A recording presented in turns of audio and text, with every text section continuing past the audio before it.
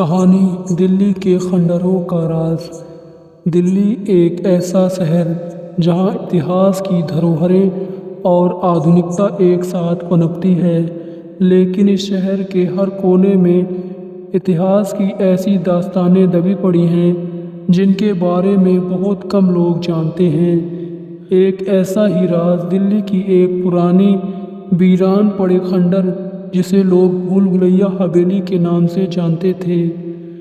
अभिषेक और नेहा दिल्ली के एक प्रसिद्ध अखबार के पत्रकार थे। उन्हें असाधारण और रहस्यमयी कहानियों की तलाश थी।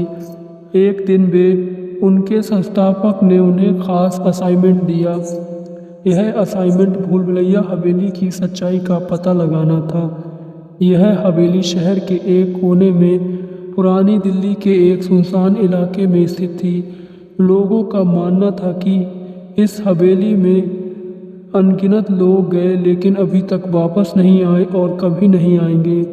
कुछ लोगों का कहना था कि हवेली में कोई अदृश्य शक्ति है जो लोगों को अपने में समा लेती है। स्थानीय लोग दिन के उजाले में भी हवेली के करीब जाने से डरते थे। अभिषेक और नेहा ने इस असाइनमेंट को एक चुनौती के रूप में लिया और उसी दिन शाम को हवेली का दौरा करने का फैसला किया। उन्हें लगा कि यह केवल एक पुरानी इमारत है जिसमें कोई ख़ास बात नहीं होगी। शाम ढलने से पहले वे दोनों हवेली की ओर रवाना हुए। जब वे हवेली के पास पहुँचे तो उन्होंने देखा कि इमारत कितनी विशाल और भव्य थी, लेकिन अब वह खंडहर बन चुकी थी। दरवाजे के पास कुछ टूटी फूटी मूर्तियां और पत्थर बिखरे पड़े थे जो कभी इस हवेली की शान हुआ करते थे। हवेली का गेट खुला हुआ था, मानो किसी का इंतज़ार कर रहा हो। उन्होंने देखा कि हवेली के अंदर जाते ही एक अजीब सी ठंडक महसूस हुई।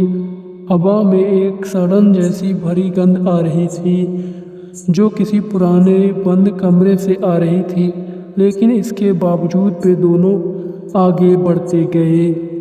हवेली के अंदर का माहौल बेहद रहस्यमय था। जगह जगह जाले और धूल, दीवारों पर पुरानी पेंटिंग थी जिसमें बहुत कुछ अजीब से चेहरे नज़र आ रहे थे।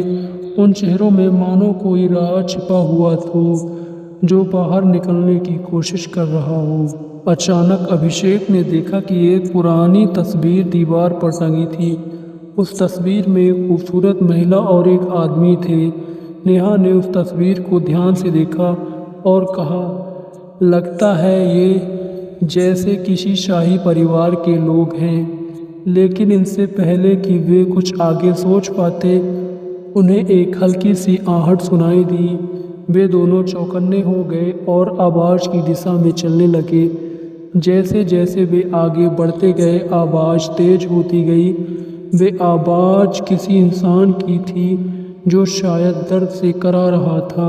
वे उसी दिशा में पहुँचे और देखा कि एक दरवाज़ा बंद था, लेकिन कमरे के अंदर से एक पतली सी रोशनी की किरण बाहर आ रही थी।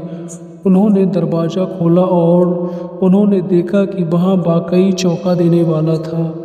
दरवाज़ा खोलते ही उन्होंने देखा कमरा बहुत ही आलीशान था, लेकिन उसमें कोई नहीं था। बीच में एक पुरानी मेज़ थी जिस पर कुछ किताबें और एक मोमबत्ती जल रही थी। मोमबत्ती की लौ धीरे धीरे झपट रही थी, मानो कोई हवा उसे बुझाने की कोशिश कर रही हो। अभिषेक ने मेज पर पड़ी एक किताब उठाई। किताब का नाम था दिल्ली का अतीत। उसने इसे खोला और पढ़ने लगा। किताब में लिखा था, इस हवेली के मालिक राजा सूरजमल थे जो अपनी पत्नी से बहुत प्यार करते थे, लेकिन एक दिन उनकी पत्नी अचानक गायब हो गई। कहा जाता है कि उनकी पत्नी किसी दूसरे आदमी से प्रेम प्रसंग में थी। वह उसी के साथ भाग गई।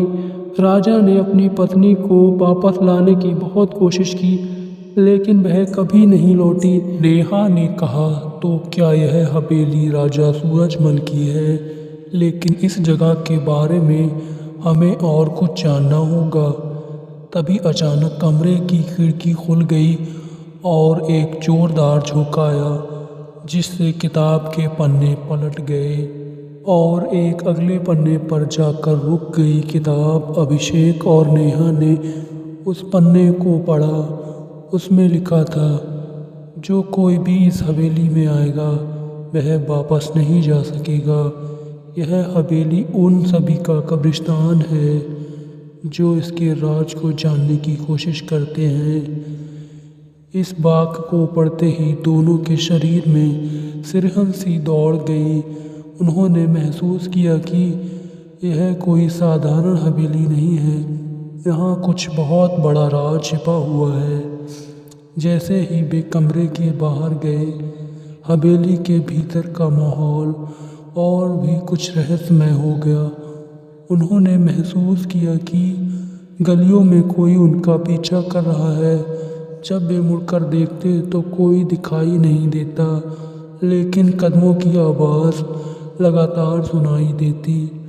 अचानक नेहा ने देखा कि हवेली के कोने में एक और दरवाज़ा था जो पहले उन्हें दिखाई नहीं दिया था। उन्होंने सोचा शायद वह दरवाज़ा वहाँ से बाहर निकलने का रास्ता होगा। उन्होंने दरवाज़ा खोला और एक लंबी अंधेरी सुरंग में प्रवेश कर गए।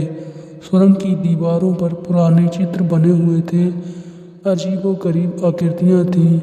सुरंग के भीतर का रास्ता एक भूल भुलैया की तरह लग रहा था।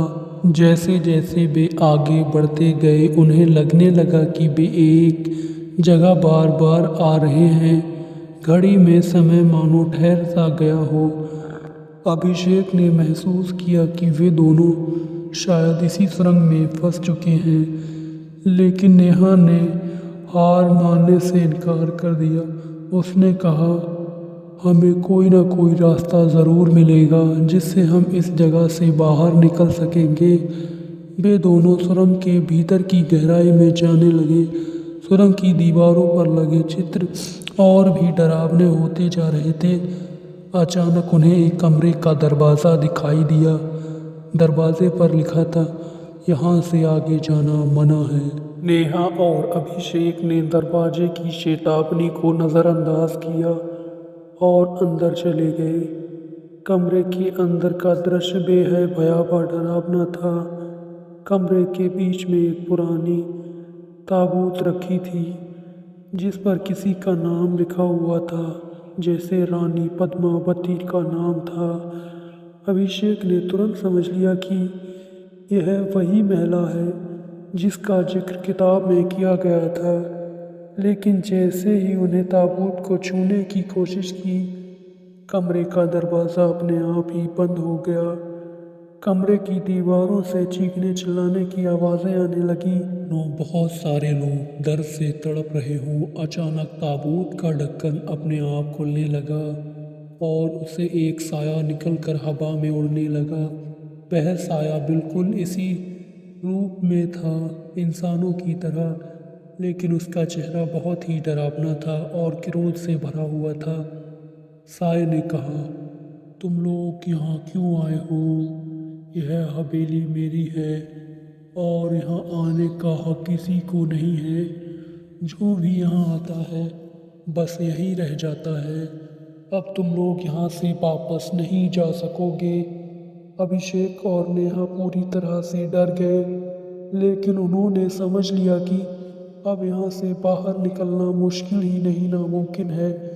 तभी अभिषेक को एक पुराना किस्सा याद आया जिसमें कहा जाता है कि किसी भी भूतिया जगह से बाहर निकलने का कोई ना कोई एक राज होता है जिसे उजागर करने से हम बाहर जा सकते हैं। नेहा ने कहा, हमें इस साये से बात करनी होगी, इससे खुद का कारण पूछना होगा। हो सकता है हमें इससे शांति दे सके।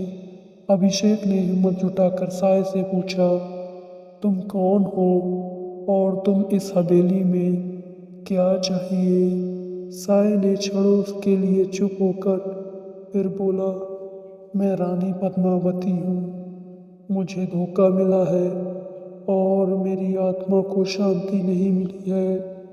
जब मैं भागकर इस हवेली में आई तो राजा ने मुझे और उस व्यक्ति को यहाँ कैद कर दिया। में जिंदा दफन कर दिया। दोस्तों मिलते हैं कहानी के अगले भाग में एक और नए डरावनी शुरुआत के साथ। आपका दिन शुभ हो। शुभ रात्रि। धन्यवाद।